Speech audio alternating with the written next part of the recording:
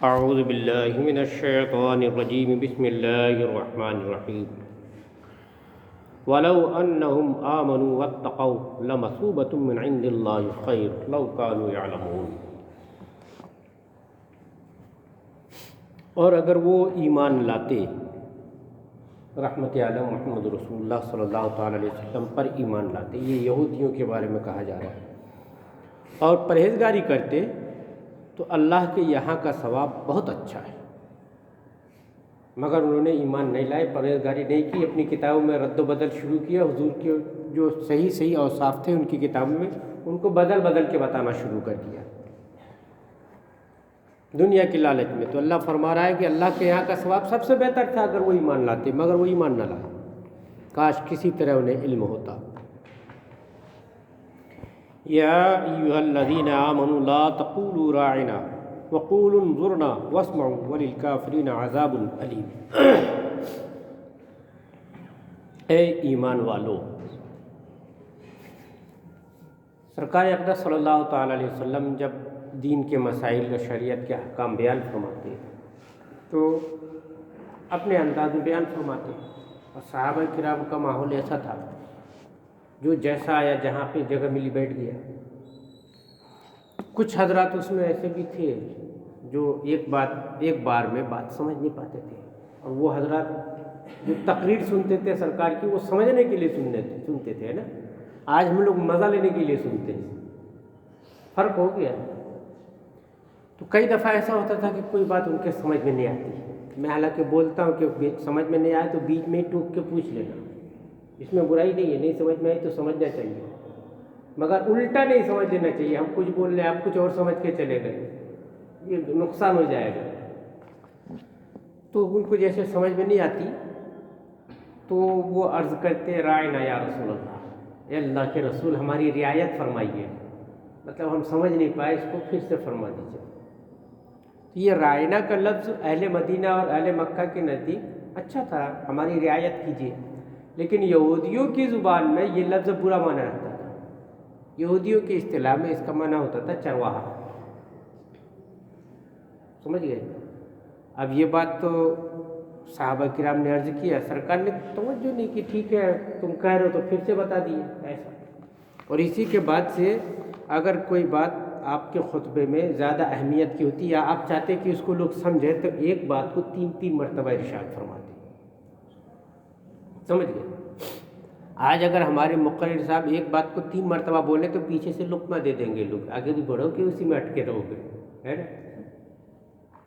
جبکہ مصلحت ہوتی ہے، جو بات زیادہ اہمیت والی ہوتی ہے اس کو بار بار کہا جاتا ہے۔ اب تو مقرر بھی ہمارے ویسے نہیں رہے، یہ رٹا مار کے آتے ہیں، دھڑ دھڑ کیسٹ چالو کر دیتے ہیں، بیچ میں کوئی نے ٹوک دیا تو ان کی کیسٹ ریکارڈ ٹوٹ جاتا ہے۔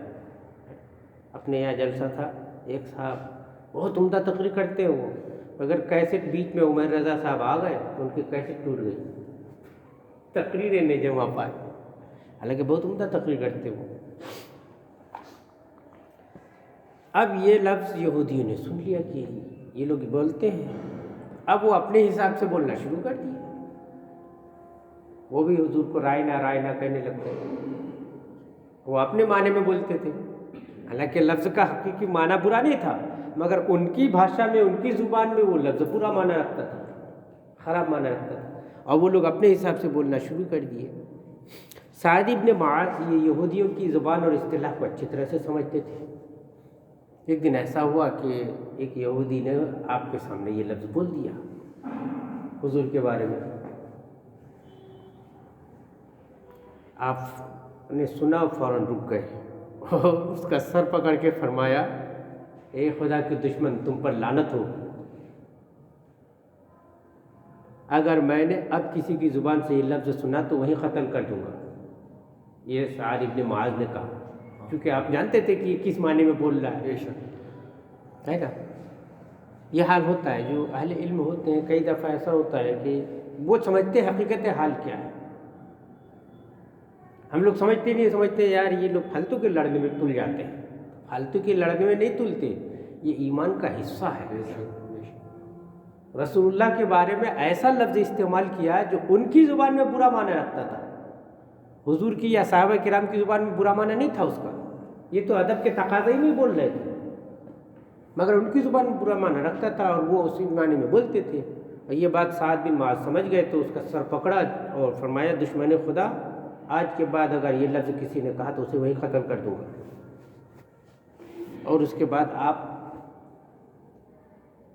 اس کو چھوڑے تو اس نے کہا سعد مجھے تو مارتے ہو، تم لوگ بھی تو بولتے ہو یہ لفظ رسول اللہ کو، جا کے دیکھو مسجد میں حضور خطاب کرتے ہیں تو تمہارے لوگ بولتے ہیں رائنا رائنا کر کے. تو یہ بات حضرت سعد کو بہت گرا گزری کہ بات تو صحیح ہی کہہ رہے ہیں یہ لوگ، ہمارے لوگ بھی تو کہتے ہیں.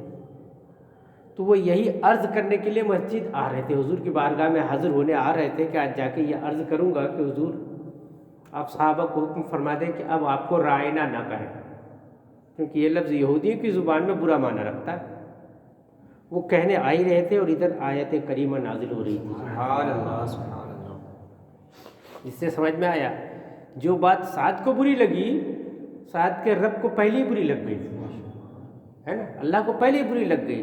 سعد آ رہے تھے حضور سے عرض کرنے کہ حضور آپ صحابہ کو منع کر دیجئے یہ لفظ نہ بولیں، یہودیوں کے زبان میں یہ لفظ برا معنی رکھتا ہے. سمجھ گئے؟ مگر پروردگار عالم کو پہلے ہی فکر ہو، پہلے ہی ان نے آیت نازل فرما کے صحابہ کو حکم دے دیا کہ اب رائنا نہ کہنا، انظر نہ کہنا. انظر نہ مطلب ہم پر نظر فرمائے. ہم کم سمجھنے والے لوگ ہیں حضور، ہم سمجھ نہیں پا رہے، آپ پھر سے ارشاد فرما دیں، ہمارے طرف نظر فرمائے. ایسا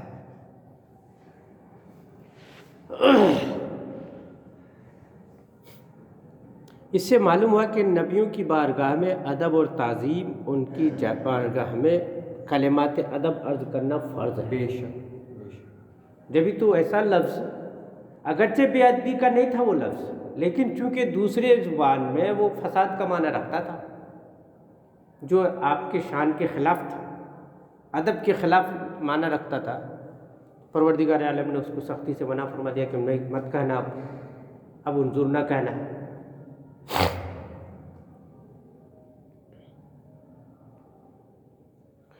اور اگر وہ کہا ہے اے ایمان والو رائنا نہ کہو اور یوں عرض کرو کہ حضور ہم پر نظر فرمائیں، اور پہلے ہی سے بغور سنو تاکہ یہ بھی کہنے کی نوبت نہ آئے. جب سرکار بیان فرماتے ہیں تو دھیان سے سن لیا کرو تاکہ پھر سے کہنے کی نوبت نہ آئے کہ آپ پھر سے کہیں دوبارہ.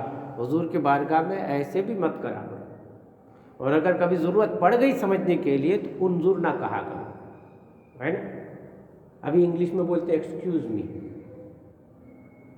ہے نا، جیسے بہت بڑی شان والی ہستی ہیں لوگ اپنے آپ کے بارے میں کہتے ہیں نا، ہماری طرف توجہ فرمائیے، یہی تو مطلب ہوتا ہے نا. تو صحابہ کو سرکار نے حکم دیا کہ انظر نہ کہو، اور پہلے جب سرکار ہمارے حبیب بیان فرماتے تبھی غور سے سن لیا کرو کہ یہ بھی کہنے کی نوبت نہ آئے، پہلے دھیان سے سن لیا کرو.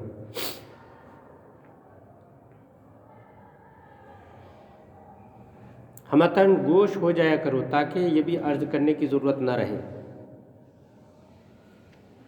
کیونکہ دربار نبوت کا یہی ادب ہے. دربار انبیاء میں آدمی کو ادب کے اعلیٰ مراتب کا خیال رکھنا لازم ہوتا ہے. یہاں تک کہ سرکار کے حجرات کے پاس جا کے آواز لگانے والوں کو اللہ نے فرمایا تمہارے اعمال بیکار کر دوں گا، تم نے میرے حبیب کے پاس آواز کیسے بلند کر لی. اس کے بعد سے قانون بن گیا، سرکار کے وصال فرمانے کے بعد بھی حضور کی بارگاہ میں جا کے کوئی آواز بلند نہیں کر سکتا، قانون لاگو کر دیا گیا. بعد میں ہوا بلند تو تبھی سے مسلمانوں کی حالت بھی خراب ہے، لیکن جب تک سرکار کے بارگاہ میں ادب کا خیال رکھا گیا تھا آواز بلند نہیں کرتے تھے. یہ جو ترکی والوں نے مسجد نبی شریف وغیرہ کی تعمیر کیا تھا نا، جب ان کی حکومت آئی تھی تو پتھروں وغیرہ کی کٹائی وغیرہ سب جو کر رہے تھے مدینہ منورہ سے 6 میل دور لے جاتے تھے، وہاں سے کاٹ پیٹ وہاں چلتی تھی. بھئی یہاں سرکار آرام فرما رہے ہیں، یہاں آواز کیسے کریں گے، پتھر کاٹیں گے، آرام میں خلل پڑے گا. اور وہ جو مسجد نبی شریف وغیرہ کی تعمیرات کی تھی ترکی والوں نے نا، تو سلطان عبد الحمید ثانی نے 50 سال کا ایک پلان بنایا تھا، تب وہ کام کیا تھا۔ 20 سال پہلے جتنے بچے پیدا ہوں، آپ پتھر تراشنے والے ہو، ٹھیک ہے، تمہارے یہاں لڑکا پیدا ہوا، بیٹھے رہو، ہماری کالونی میں رہو، کھانا پینا پوری تنخواہ، گھر بھر کا خرچہ دوں گا، اپنے بچے کو پڑھاؤ، اپنا پورا کام مکمل سکھاؤ، حافظ بناؤ اس کو۔ بے شک جتنے تھے مسجد نبوی کے کام کرنے والے، ان سب کے سب حافظ تھے۔ ان کو حکم تھا تلاوت کرتے رہو، کام کرتے رہو، بات چیت نہیں ہونا بالکل۔ حضور کی بارگاہ ہے یہ مسجد نبوی شریف کا، جو وہ حصہ جو ترکی والوں نے تعمیر کیا ہے، جو لال پتھروں والا حصہ ہے، اب تو وہ اندر ہو گیا۔ اب ان لوگوں نے بہت بڑی مسجد بنا لی، تو وہ والا حصہ جو ہے ان لوگوں نے تعمیر کیا تھا، تو اب پتھر وہاں سے کاٹ کے لا رہے ہیں، سیٹ کر رہے ہیں، تھوڑا سا ایک آدھ فٹ چھوٹا بڑا ہو گیا، ہم ہوتے تو ایک چھینی مار کے وہیں پہ درست کر دیتے، لیکن نہیں، سرکار کے آرام میں خلل نہ پڑے، پھر 6 میل دور لے جاتے، وہاں سے کاٹ کے پھر لے آتے۔ یہ حکم دیا تھا سلطان عبد الحمید نے کہ نہیں، میرے محبوب کی بارگاہ میں توہین نہیں ہونا بالکل بھی، ہے نا۔ ہم خدمت کرنے کے لیے وہاں گئے ہیں تو خدمت ہی کریں گے، تکلیف نہیں پہنچائیں گے۔ یہ محبت کا خیال، آواز ہونا ہی نہیں حضور کی بارگاہ میں۔ اب ان کا بیچاروں کا جب دامن سمیٹا گیا اور یہ وہابیوں کا قبضہ ہوا، تو ان لوگوں نے تو مسجد نبی شریف میں گھوڑے باندھ دیے تھے، 6 دن تک اذان نہیں پڑھنے دی، نماز نہیں پڑھنے دیا ان لوگوں نے۔ انہوں نے معمولی ظلم تھوڑی کیا، یہودیوں سے کم نہیں ہے یہ۔ مسجد نبی شریف، جس مسجد میں ہمیشہ 6 اذان ہوا کرتی تھی، اس مسجد کو 6 دنوں کے لیے ویران کر دیا تھا وہابیوں نے، جب ان کا قبضہ ہوا تھا اس مسجد۔ 6 دن تک اذان نہیں ہوئی، نماز نہیں ہوئی، مدینے کو حلال کر دیا تھا ان نے، نجدیوں نے۔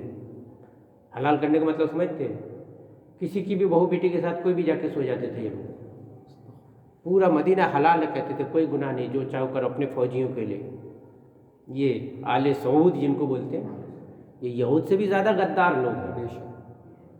انہوں نے مدینہ منورہ کو ایسا پامال کیا ہے، مکہ مکرمہ میں علماء ان کی کتاب کا جواب لکھ رہے تھے بیٹھ کے، 600 عالموں کو وہیں پہ قتل کر دیا، حرم شریف کے اندر۔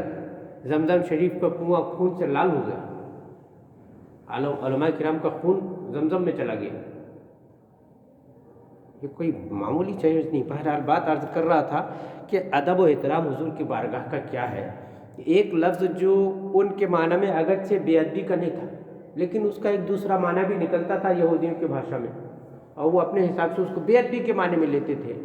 تو اللہ تبارک و تعالیٰ نے فرمایا نہیں، یہ لفظ بھی نہیں۔ اس سے ہمارے علماء کرام نے مسئلہ فرمایا ہے کہ ذو معنی لفظ بھی حضور کی بارگاہ میں نہ بولے جائیں، اسی لیے نعت پڑھنا کوئی آسان کام نہیں ہے۔ نعت پڑھنا ہے نا، کچھ تعریف میں کچھ غلو کر جائیں گے تو خدائی کے درجے تک پہنچا دیں گے، اور تھوڑا سا نیچے ہو گئے تو حضور کی توہین ہو جائے گی۔ تو نعت کہنا کوئی آسان کام نہیں ہے، زبردست کام ہے، سمجھ گئے۔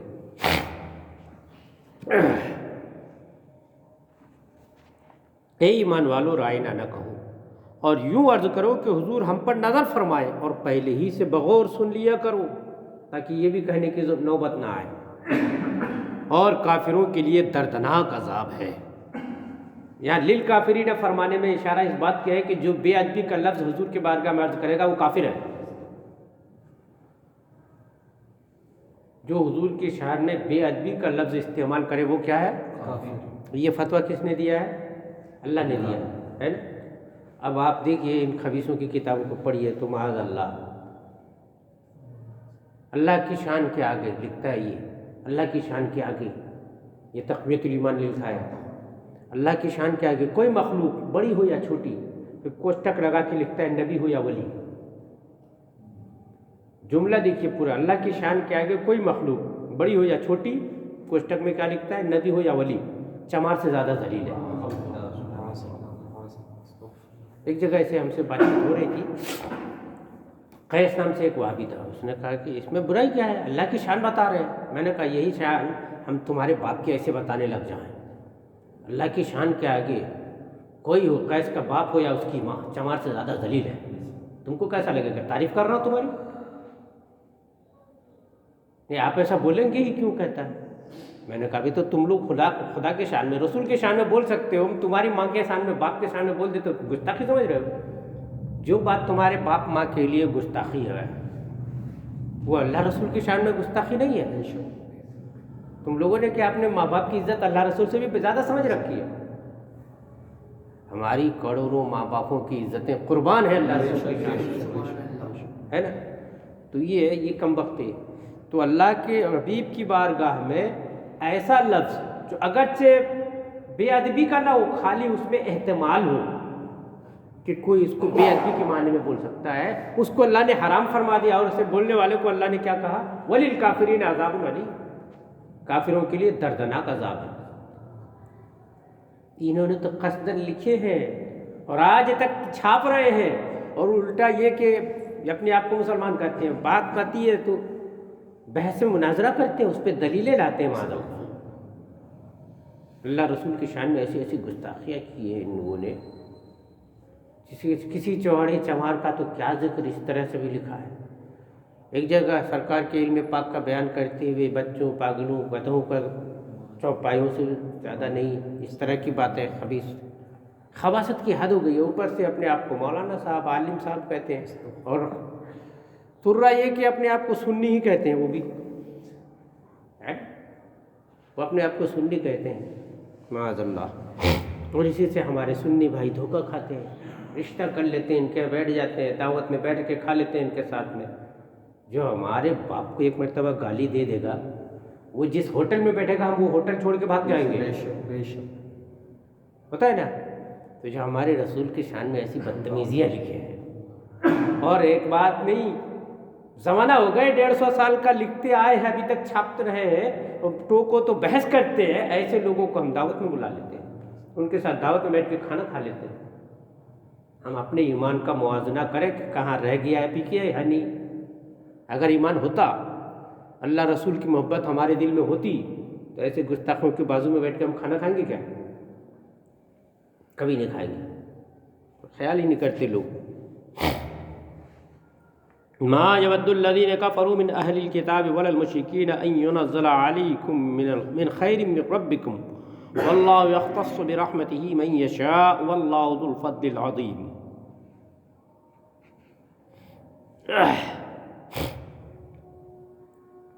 وہ جو کافر ہیں، کتابی ہوں یا مشرک، یہودیوں کی ایک جماعت حضور مسلمانوں سے دوستی اور خیرخواہی کا دعویٰ کرتی رہتی تھی، جیسے آج بھی کفار کے کئی جماعتیں اپنے مطلب سے دعویٰ کرتے ہیں، نہیں ہم تو آپ کا بھلا چاہتے ہیں، ہے نا؟ کہیں کانگریس کہتی ہے نہیں ہم تمہارے ہتیشی ہیں، سپا کہتی ہے ہم ہتیشی ہیں، سب اپنے اپنے طور پر مطلب سے سادھنے کے لیے مسلمانوں کو کہتے ہیں نہیں ہم تمہارا ساتھ دیتے ہیں۔ اعظم خان سپا کا ایک بہترین آدمی تھا، ایسا اندر ہوا کہ کوئی خیریت نہیں پوچھ رہا، بڑے ہتیشی ہیں، تمہاری پارٹی کے آدمی کی خیریت نہیں کر سکے، ہتیشی نہیں، ان کا ہت نہیں دیکھ سکے تو دوسروں کا کیا دیکھو؟ یہ کل ملا کے سب اپنے اپنے ہتیشی ہیں، مسلمانوں کا ہتیشی کوئی نہیں ہے۔ تو اس وقت یہودیوں کی ایک جماعت تھی جو مسلمانوں سے خیرخواہی کا اظہار کرتی تھی۔ اللہ تبارک و تعالیٰ نے یہ آیت نازل فرمائی اور مسلمانوں کو بتا دیا کہ کافروں کے بھلا چاہنے کے سب دعوے جھوٹے ہیں، یہ سب جھوٹے دعوے کرتے ہیں۔ اب اس کے بعد بھی اگر ہم کافروں پر ان پر بھروسہ کر کے ادھر کو جائیں تو ہم سے زیادہ بیوقوف کون ہو؟ ہم لوگ سمجھتے ہیں کہ یار کوئی ساتھ نہیں دیتے، کیسے دے گا؟ اللہ نے تم کو پہلے بتا دیا، پھر بھی جا رہے ہو تم۔ 7.5% تھے یہ، ہے نا، یو پی میں یہ ایس ٹی OBC، انہوں نے اپنی منتری بنا کے دکھا دیا۔ 17% مسلمان کچھ بھی نہیں کر سکے، اپنا ایک منترالیہ تک نہیں بنا پائے، مکھ منتری تو جانے دیجیے، ہے نا؟ کیوں؟ ہم دوسروں کے اوپر بھروسہ کر لیے، ہمارا پروردگار ہم کو آگاہ فرما رہا ہے یہ تمہارے دوست نہیں ہو سکتے بھائی، یہ چاہے جتنے بھی دعوے کر لیں تمہارا بھلا نہیں چاہ سکتے۔ وہ جو کافر ہیں کتابی ہوں یا مشرک، وہ نہیں چاہتے کہ تم پر کوئی بھلائی اترے، یہ چاہتے ہی نہیں کہ تم کوئی بھلائی ملے، وہ نہیں چاہتے کہ تم پر کوئی بھلائی اترے تمہارے رب کے پاس سے۔ یعنی کفار اہل کتاب مشرکین دونوں مسلمانوں سے بغض رکھتے ہیں، اور اس رنج میں ہے کہ ان کے نبی محمد صلی اللہ تعالیٰ علیہ وسلم کو نبوت و وحی عطا ہوئی ہے، مسلمانوں کو یہ نعمت عظمیٰ ملی ہے، اس کے لیے چڑھتے رہتے تھے، حسد کرتے رہتے تھے، نہیں چاہتے تھے کہ ان کو اور کوئی بھلائی ملے۔ اللہ اپنی رحمت سے خاص فرماتا ہے جسے چاہے، اور اللہ بڑے فضل والا ہے۔ یہ تو اللہ کی رحمت ہی ہے جو نوازتا رہتا ہے، کوئی بھلا چاہے برا چاہے اس سے مطلب نہیں، اللہ اپنے بندوں کو نوازتا ہے۔ سمجھ گئے؟ ما ننسخ من آیۃ او ننسها نأتی بخیر منها او مثلها الم تعلم ان اللہ علی کل شیء قدیر۔ اب یہ ایک تھوڑا سا قرآن کی اصولی بات ہے، اس کو پہلے سمجھ لیجیے۔ ناسخ اور منسوخ، ناسخ بولتے ہیں بعد میں آنے والے حکموں کو، منسوخ بولتے ہیں پہلے والے حکموں کو۔ ہوتا ایسا ہے کہ کبھی کچھ زمانے تک ایک حکم رہتا ہے، پھر اسی کی جگہ پہ دوسرا حکم دیا جاتا ہے، تو پہلا والا حکم منسوخ ہو جاتا ہے۔ اور یہ منسوخ ہونا کبھی تو یہ ہوتا ہے کہ لفظ سے بھی منسوخ ہو جاتا ہے، یعنی حذف کر دیا جاتا ہے، اور کبھی ایسا ہوتا ہے کہ لفظ باقی ہے، صرف معنی منسوخ، حکم منسوخ ہو گیا۔ اور کبھی یہ منسوخ کرنے والا ناسخ جو ہے نا، حدیث متواتر سے بھی ہوتا ہے اور قرآن کی آیت سے بھی ہوتا ہے۔ پچھلی شریعتوں کا بھی ہوا، ہماری شریعت میں بھی ہو رہا ہے، مگر اب نہیں ہوگا، دین مکمل ہو گیا، اب کوئی آیت یا کوئی حکم منسوخ ایسا کوئی نہیں کہہ سکتا۔ ہاں یہ کہہ سکتے ہیں کہ آج کل اس پر عمل متروک ہے، یعنی اس پہ عمل چھوڑ دیا گیا ہے۔ جیسے زکوٰۃ کے 7 مصارف ہیں، زکوٰۃ کے حقدار 8 لوگ ہیں، 8 میں سے ایک کو متروک کر دیا گیا، یعنی کسی کو کفار کو زکوٰۃ کا مال دینا تاکہ وہ اسلام کی طرف مائل ہو یا اسلام قبول کرے، یا کسی کافر سے مسلمانوں کو خوف و دہشت لائق ہے، چلو زکوٰۃ کا مال دے کر کے اس کو چپ کرا کے رکھنا، تو اب یہ حکم منسوخ ہو گیا، اب نہیں دینے کا ہے، متروک ہو گیا، اب اس کو عمل کرنا چھوڑ دیا گیا، چونکہ اسلام شان میں آ گیا، اب اسلام کو دب کے رہنے، مسلمانوں کو دب کے رہنے کا حکم نہیں ہے، اب کسی سے دبو نہیں۔ تو اس طرح سے کچھ احکام پہلے تھے، پھر منسوخ کر دیے گئے، اس کی جگہ پہ دوسرے احکام آئے۔ پہلی شریعتوں سے اب کی شریعت میں کافی فرق ہو گیا۔ اب یہ نسخ ہوا تو کچھ یہودیوں کو جلن ہو گئی، یہ بولے کہ یہ ایک ایسا قرآن ہے، آج بھی کچھ مشرکین کفار یہ قرآن پاک میں یہ عیب نکالنے کے پیچھے پڑتے، دیکھو اگر ایک اللہ کا قانون ہے یہ تو اکٹھے سیدھے سیدھے قانون بنا دیتا، پھر کبھی یہ حکم دیتا ہے پھر دوسرا بدل کے دیتا ہے۔ ایک خدا کا کلام ہوگا تو سب یکساں ہوگا۔ یہ نسخ کا اعتراض کرتے ہیں مسلمانوں کے اوپر، تو ایک حکم دے دیا پھر اس کی جگہ پہ بدل کے دوسرا حکم دے دیا، ایسا کیوں کرتا ہے؟ تو یہ مصلحت خداوندی، ایسا ہوتا رہا ہے، یہ فطرت کا قانون ہے۔ اصل میں پیدا کیا ہوتا ہے؟ بچہ پیدا ہوتا ہے کہ مرد پیدا ہوتا ہے؟ بچہ۔ پھر اللہ اس کے بچپنے کو منسوخ کر کے جوانی کو ناسخ کرتا ہے کہ نہیں کرتا؟ اب اگر کوئی کہے کہ بچہ ہی کیوں نہیں رہ گیا، وہ چلے گا کیا؟ اچھا ہم پیدا ہوئے دن میں تو ہمارے لیے دن اصل، آپ پیدا ہوئے رات میں تو آپ کے لیے رات اصل۔ آپ کہے کہ ہمارے لیے دن منسوخ نہیں ہونا چاہیے، دن ہمیشہ ہی رہ جانا چاہیے، تو ہمیشہ ہی دن رہے گا تو چلے گا کام؟ کہ دن کو منسوخ کر کے رات کو لاتا ہے، رات کو منسوخ کر کے دن کو لاتا ہے، یہ نظام فطرت ہے۔ آدم علیہ الصلوۃ والتسلیم کے زمانے میں ایسا تھا کہ آدم و حوا کے علاوہ دنیا میں کوئی نہیں، بچے انہی دونوں کے پیدا ہو رہے تھے، تو وہاں بھائی بہنوں کا نکاح جائز تھا، ہے نا؟ بعد میں اللہ نے اس حکم کو منسوخ کر دیا کہ اب سگے بھائی بہنوں سے رشتہ نہیں ہوگا، سمجھ گئے؟ اب جو بندروں سے بن کے آئے ہیں ان کی بات چھوڑو، جو اپنے آپ کو مذہبی کہتے ہیں نا، دھارمک کہتے ہیں اپنے آپ کو، وہ بھی مسلمانوں کی اس بات پر اعتراض کرتے ہیں، یار ان میں کزن میرج بہت ہوتا ہے، بولے ان میں اسی لیے دماغ کمزور ہوتا ہے، کزن میرج ہوتا ہے، یہ بہنوں سے بھائیوں سے نکاح کر لیتے ہیں، چچا کی لڑکی، پھپھو کی لڑکی، خالہ کی لڑکی سے نکاح کر لیتے ہیں، یہ لوگ بھائی بہن سے نکاح کر لیتے ہیں، شکر مناؤ کہ ہم نکاح کر لیتے ہیں، تمہارے یہاں نکاح کا رواج ہے نہیں، ان کے یہاں کیا ہے؟ چچا پھپھو خالہ کی لڑکی ویسے ہی حلال ہے، وہ ہے نا، ڈیٹ پہ جاتے ہیں۔ اسلام نے نکاح رکھ کر کے یہ سب برائیوں کا دروازہ بند کر رکھا ہے، یہ سب خرافات کا دروازہ ہی کھولنے کا راستہ نہیں دیا اسلام نے، اور شادی کو آسان رکھنے کا مقصد یہی تھا کہ شادی کو آسان رکھنے کا مقصد یہ تھا کہ گناہ کا دروازہ نہ کھلے، حلال طریقے پر چلے۔ اب اتنے دنیا بھر کے، اب اگر یہ اپنے آپ کو کہتے ہیں کہ ہم انسان ہیں، آدمی ہے، تو یہ بھی آدم کی ہی اولاد سے آئے ہیں، پر یہ سچی بات ہے کہ آدم ہی کی اولاد ہے، یہ مانے نہ مانے، بے شک ہیں تو سب آدم کی اولاد، تو شروع میں تو سب کے یہاں یہی ہوا ہے۔ ہم آپ جو آئے ہیں اس دنیا میں تو آدم کی اولاد میں ہیں، تو ہمارے یہاں تو شروع سے بھائی بہن کا نکاح ہوتا آیا ہے، وہاں تو سگے بھائی بہنوں کا نکاح ہوتا ہے۔ اب جا کر کے اس کو تھوڑا دور کر دیا جیسے جیسے زمانہ آگے چلا، تو کہنے کا مطلب یہ ہے کہ ایک حکم اس وقت تھا پھر منسوخ ہوا۔ نوح علیہ السلام کے زمانے میں ایک شریعت تھی، ان کے احکام تھے، ہے نا، موسیٰ علیہ السلام آئے، بہت سارے احکام منسوخ ہو گئے۔ نوح علیہ السلام کی شریعت نے زمین پر چلنے والے جتنے پیر والے جانور تھے سب حلال تھے، 2 پیر ہو، 4 پیر ہو، 6 پیر ہو، جتنے پیر والے جانور تھے سب حلال تھے نوح علیہ السلام کی شریعت میں۔ موسیٰ علیہ السلام کی شریعت میں کافی جانوروں کو حرام کر دیا گیا، وہ حکم منسوخ ہوا، بے شک ہے نا۔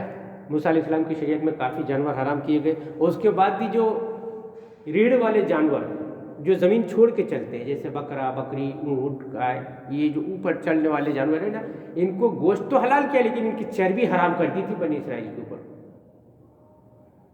یہ یہودیوں کے اوپر جو نا گوشت حلال تھا مگر چربی حرام تھی، یہ بیچارے ابال ابال کے چربیاں پھینکتے تھے، جب ربڑ رہ جاتا تھا تو وہ کھاتے تھے، چربی نکال کے پھینکنے کا حکم تھا لو، تو ربڑ کھاتے تھے، وہ بچا ہوا کیا رہتا ہے نا۔ تو اللہ کے قانون ہے، اس کو ایک خاص مقصد کے لیے خاص وقت تک کے لیے نازل فرماتا ہے، پھر جب اس کا وقت پورا ہوتا ہے تو اس کی جگہ پہ نیا حکم نازل فرما دیتا ہے۔ تو ناسخ کا مطلب یہ ہوتا ہے کہ پچھلی حکم کی میعاد ختم، اب یہ حکم، یہ دنیا میں رائج ہے، فطرت کا قانون ہے اور ہمیشہ چلتا آیا ہے۔ سونے کے سکے چلتے تھے دنیا میں، سب سے پہلے سونے کا سکہ چلا، پھر چاندی کے روپے آئے، پھر کاغذ کے آ گئے۔ اب اگر کوئی کہے کہ نہیں میں سودا دوں گا ہی نہیں تم کو، مجھے تو سونے کا سکہ دو، چلے گا کیا؟ نظام رک جائے گا۔ یہ فطرت کا قانون ہے کہ اس کی کوئی بھی حکم ایک خاص وقت تک کے لیے ہوتا ہے، جب اس کا وقت ختم ہے نا، اسی لیے مہر میں نکاح میں کیا لکھتے ہیں، سکہ رائج الوقت، وقت میں جو سکہ چل رہا ہوگا وہ ادا کرنا پڑے گا۔ ہاں نہیں تو کیا تھا، 25 سال پہلے بھائی لوگوں نے نکاح کیا، 15,000 روپیہ مہر، مودی نے نوٹ بندی کر دی، لیے 15 نوٹ نکال کے دے دیا، لے اب 15 مہر۔ اب چلے گا کیا وہ؟ اب وہ کسی کام کا نہیں، وہ کاغذ کا لال لال ٹکڑا ہے نا۔ تو سکہ رائج الوقت مطلب جب تک چلتا ہے تب تک سکہ ہے، جب اس کا وقت ختم ہو گیا منسوخ، اب وہ کاغذ ہے۔ بالکل ایسے ہی احکام بھی اللہ تبارک و تعالیٰ کی مصلحت مشیت کے اوپر ہے، جب تک جو حکم دیا چلا، جب اس کی جگہ پہ دوسرا حکم دے دیا وہ چلے گا۔ یہ اصل میں مقصد اللہ کا یہ ہے کہ پچھلی تمام شریعتیں منسوخ، اب صرف شریعت محمدی چلے گی۔ اور یہودیوں کا تکلیف کا معاملہ یہ ہے کہ وہ سمجھتے تھے کہ ہماری شریعت سب کو چھوڑ چھاڑ کر کے آ جاؤ، یہی چلنے والی ہے، اب نے کہا یہ بھی منسوخ ہو گئی ہے، اور ان کو بچائے رکھنا تھا، ایمان لانا نہیں تھا۔ تو وہ اب اعتراض کرنے لگے نسخ کے اوپر، یہ کیسا ہے حکم، بدلتا کیسے ہے، اللہ کا حکم تو ایک ہی رہے گا، بدل نہیں جائے۔ تو اللہ پاک نے ان کو بتا دیا کہ بے وقوف ہو، تمہارے یہاں بھی تو بدل کے حکم آیا ہے، ورنہ سور کیوں نہیں کھاتے تم؟ نوح علیہ السلام کی شریعت میں جائز تھا، موسیٰ علیہ السلام نے حرام فرمایا اس کو، ہے نا۔ ابھی پھر دیکھیے عیسیٰ علیہ الصلوۃ والتسلیم کی امت نے کچھ جانوروں کی چربی سمیت کھانے کی اجازت نازل ہو گئی، یہ بد جانور کو بھی کھانے لگ گئے، جبکہ شریعت میں، ان کی بھی شریعت میں بد جانور حلال نہیں تھا، مگر یہ عیسائی کرسچین شروع ہو گئے، ان کی کوئی روک ٹوک نہیں، جو بھی ملے کھاؤ۔ اب تو یہاں تک کھانے لگے کہ کچھ بھی کھا لیتے، آدمی کا گوشت بھی کھا رہے ہے نا، آدمی کو بھی کھا ڈالتے ہیں۔ اور خدا کی پناہ یہاں پہ آدمی کے گوشت کی بات آ گئی تو کچھ جگہوں پہ نادانی کے طور پر یا لا علمی لا شعوری طور پر ہمارے گھروں میں بھی آدمی کے گوشت کا استعمال ہو جاتا ہے۔ میں بتاتا ہوں، یہ جو اینٹی ایجنگ کریم بنتے ہیں، اینٹی ایجنگ کریم بنتے ہیں، عورتیں زیادہ تر استعمال کرتی ہیں، ہاں خاص طور سے اینٹی ایجنگ کریم ہوتی ہے، اور ایک کریم وہ ہوتی ہے جو سرکل ڈارک نہیں پڑنے دیتے، بچے اچھے رہتے ہیں نا، پیٹ میں لگاتی ہیں عورتیں۔ یہ کس چیز سے بنتے ہیں معلوم ہے؟ جو ابارشن کیا جاتا ہے ہاسپٹلوں میں وہ کچے بچوں سے بنتی ہے یہ کریم، وہ بچوں کا گوشت ہے، اس سے بنایا جاتا ہے، معلوم ہے نہیں ہم کو، تو انجانے میں چلتا ہے۔ اس لیے دن میں 5 مرتبہ وضو کرو، اللہ جو نکھار دے گا نا، اس نور کی بات ہی کوئی جواب ہی نہیں ہے، کریم لگانے کی ضرورت کیا ہے؟ اللہ پاک نے آپ کو جو شکل صورت جیسی بھی دیا ہے نا، خوش رہو، اللہ پاک اسی میں برکت دے گا۔ ہم لوگ زیادہ اینٹی ایجنگ کریم اور فلانے اور ڈھکانے، زیادہ تر یہ چونچلے بازی بڑے لوگوں میں آ گئی ہے، اب یہ کرنا وہ کرنا، دنیا بھر کے خرافات، اور اس میں معلومات ہے نہیں کیا کیا چیزیں سے بنتی ہے۔ اینٹی ایجنگ کریم زیادہ تر بچوں سے بنتی ہے، جو کچے بچے گرائے جاتے ہیں، اور معلوم ہے نہیں ہم لوگوں کو، سب چل رہا ہے۔ اس کے علاوہ بھی کئی چیزوں میں اس کا استعمال ہوتا ہے، سمجھ گئے؟ یہ جو پلاسٹک سرجری وغیرہ میں کرتے ہیں اس میں بھی استعمال ہوتا ہے، پلاسٹک سرجری وغیرہ میں کہیں کا گوشت کٹ گیا، ایکسیڈنٹ میں جھڑ گیا، اس کو بناتے ہیں، اس کو برابر کرتے ہیں، پلاسٹک سرجری وغیرہ کرتے ہیں۔ کئی لوگ چہروں کو پلاسٹک سرجری کر کے جوانی لا لیتے ہیں، اس میں بھی اس کا استعمال ہوتا ہے، کئی جگہ پہ سب کا استعمال ہوتا ہے۔ تو انسانی گوشت، اللہ نے انسان کو اتنا محترم رکھا تھا کہ بال جو ناخن جو کاٹ کے ہم پھینکتے ہیں، بال جو ہمارے سر سے جھڑ جاتے ہیں، ان کو تک کو بیچنا خریدنا اسلام میں حرام ہے۔ کیوں؟ انسان محترم ہستی ہے، اس کائنات میں جتنے جاندار اللہ نے پیدا فرمائے، ان جانداروں میں سب سے زیادہ عزت و کرم والی ذات انسان کی اللہ نے بنائی۔ وَلَقَدْ كَرَّمْنَا بنی آدم کہہ کے اللہ نے اعلان فرما دیا، ہم نے بنی آدم کو عزت و شرافت بخشی۔ یہ ایسی محترم چیز ہے کہ اس کا خرید فروخت نہیں کیا جا سکتا۔ مگر اب ہو رہا ہے، بال عورتیں جھڑ جاتی ہیں، پنی میں جمع کر کے رکھتی ہیں، وہ برتن بیچنے والے آتے ہیں لے جاتے ہیں برتن کے بدلے میں، ہے نا؟ ناخن بک رہے ہیں، بال بک رہے ہیں، نہ حجام کیا نہ ہو گیا جاؤ، وہ بال جمع کر کے رکھتا ہے، وہ بکتے ہیں، لوگ شوق سے بیچ دیتے ہیں، وہ سمجھتے ہیں ہمارے اس کا کس کام۔ حکم یہ ہے کہ اپنے بال ناخن کو گڈھا کرو، مٹی میں دفن کر دو، وہ مٹی میں سے مٹی کے حوالے کر دینے کا ہے، اس کو بیچنے کا نہیں، سمجھ گئے؟ اسی لیے وہ ہمارے فقہاء کرام نے فرمایا خون نہیں بیچ سکتے، خون بیچنا حرام ہے، چونکہ انسانی جسم کا جز ہے، اور انسانی کسی جز کا بیچنا خریدنا حرام ہے۔ ضرورت پڑ جائے، اپنا کوئی قریبی ہے تو آپ عطیہ کے طور پر دے دو، بالکل ویسے ہی جیسے ایک لنگڑا بھائی چل نہیں پا رہا ہے، گر رہا ہے، تو اس کو سہارا دو، اپنے پیر پہ اس کا بوجھ لے لو، ہاتھ دے دو، بالکل ایسے ہی کوئی بستر پہ گر گیا، خون کی ضرورت پڑ گئی آپ کے بدن میں، اللہ نے پیدا فرمایا، سہارا دے سکتے ہیں، باٹل نکال کے دے دو، یہ کر سکتے ہیں، لیکن بیچ نہیں سکتے، خرید نہیں سکتے۔ اسلام نے انسان کو بہت محترم جانا۔ اب یہ انسانوں کی کمی ہے کہ وہ اسلام کے عزت کو سمجھ نہیں پا رہے کہ اسلام نے ہم کو کتنی عزت سے نوازا ہے۔ اسلام ہی اکیلا ایک مذہب ہے اس وقت دنیا میں جس نے انسانوں کی اصلی عزت پہچانی ہے اور اصلی عزت کا مقام دیا ہے انسانوں کو، ورنہ ہر مذہب تو اپنے اپنے طور پر، آج جو مذہب ہے، آسمانی مذہب جو آئے ان کی نہیں کہہ رہا ہوں، کیونکہ سب نے اس انسان کو عزت دیا تھا، لوگوں نے بدل کر کے اپنے اپنے حساب سے بنا لیا۔ آج دنیا میں رائج مذہب لوگ کہتے ہیں وہ اپنے اپنے مطلب کے حساب سے استعمال کرتے ہیں۔ اسلام واقعی میں اللہ نے قرآن پاک کی حفاظت فرمائی اور صحیح احکام آج بھی موجود ہیں۔ ہاں، یہ اور بات ہے کہ لوگ قرآن کے ان احکام کو بھی اپنے طور پر استعمال کر کے کہیں آتنکوادی پیدا کر لیتے ہیں۔ اسلام بنیادی طور پر آتنک کے خلاف ہے، بنیادی طور پر اسلام جو ہے نا مظلوم کے ساتھ کھڑا ہوتا ہے، ظالم کے ساتھ نہیں۔ اسی لیے دنیا نے ہم سے قانون سیکھ کر کے آج ہم کو قانون پتہ نہیں لگے، پوری دنیا میں کیا الزام لگا، لائے، پیش کیے، دیے سزا۔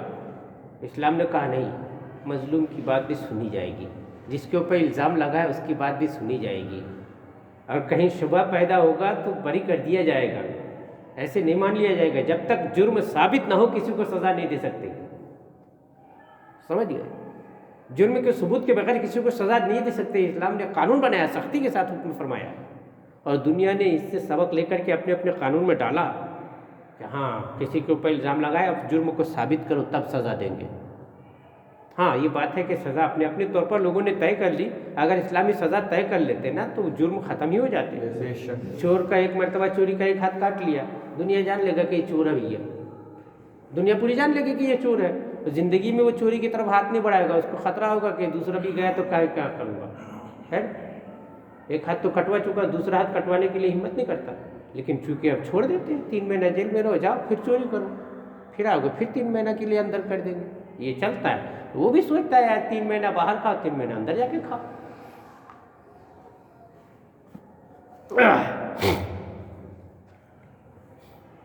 अल्लाह फरमा रहा, जब कोई आयत हम मनसूख फरमाएं या भुला दें तो उससे बेहतर या उस जैसी ले आएंगे।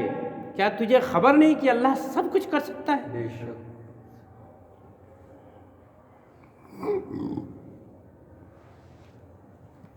कुरान करीम ने पिछली शरीयतों और पिछली किताबों के बाज़ अहकाम को मनसूख फरमाया तो कुफ़ार, मुशरिकीन, यहूद और नसारा वगैरह को वहशत नस्ख के ऊपर एतराज़ करने लगे। अल्लाह ने बयान फरमाया कि दोनों में हमारी हिकमतें हैं, ये कोई मजाक उड़ाने या वहशत करने वाली बात नहीं है। जब तक उस हुक्म की मंशा थी वो रखा, जब उस हुक्म की मियाद पूरी होगी तो नया हुक्म दे दिया उसकी जगह पे, है। उसको ऐसा समझिए, ये हमारे सलाम भाई सरकारी ड्यूटी में, इनको यूँ तो रखें अपने ऑफिस में काम करने के लिए, इलेक्शन आता है तो इनको क्या बोलते हैं, ऑफिस में बैठे रहो, इनको बोल देते हैं इलेक्शन ड्यूटी करो जाके। तो जितने दिन के लिए इलेक्शन ड्यूटी के लिए भेजते हैं, इलेक्शन ड्यूटी जाते हैं, वो ड्यूटी का टाइम ख़त्म हुआ तो फिर अपने ऑफिस में। ये तो दुनिया में चलता रहता है। अब इसको कोई कहे ये कैसा हो गया, तनख्वाह यहाँ की देते हो, काम करने वहाँ भेजते हो, ऐसा कोई कह सकते हैं क्या? ये कोई नहीं कह सकता। फिर अल्लाह के ऊपर ये एतराज़ क्यों भाई? अपनी मसलहत है उसकी, जब जैसा जो हुक्म लागू होना था कर दिया।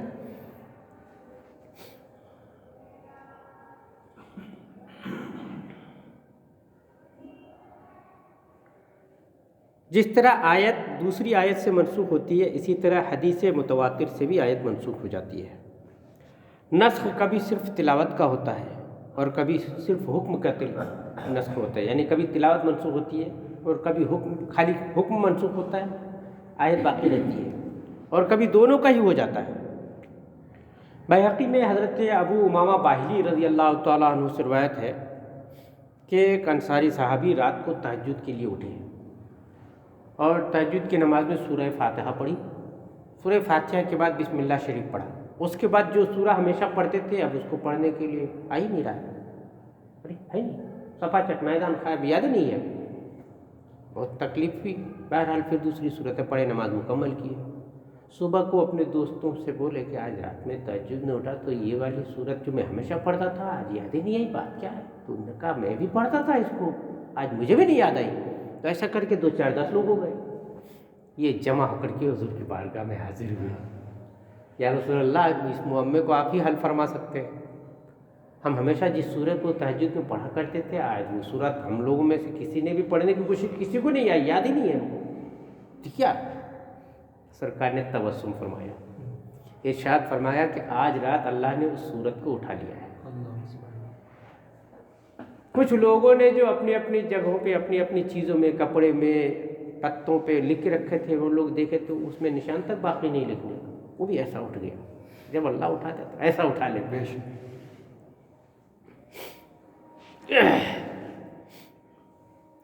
अलम तालम अन्नल्लाह लहू मुल्कु समावाति वल अर्द वमा लकुम मिन दूनिल्लाहि मिन वलिय्यिन वला नसीर। क्या तुझे खबर नहीं कि अल्लाह ही के लिए है आसमानों और ज़मीन की बादशाहत और अल्लाह के सिवा तुम्हारा ना कोई हिमायती और ना कोई मददगार। कि अल्लाह जल्ल शानू ने साफ सरीफ हुक्म फरमा दिया, वो अकेला है और ऐसा कि सारी कायनात की, दुनिया और आखिरत की बादशाहत उसको हासिल है। जब जो हुक्म चाहे दे, जब जो हुक्म चाहे मनसूख कर दे। उसके कौल पे उस पर किसी को एतराज़ का कोई हक़ नहीं है।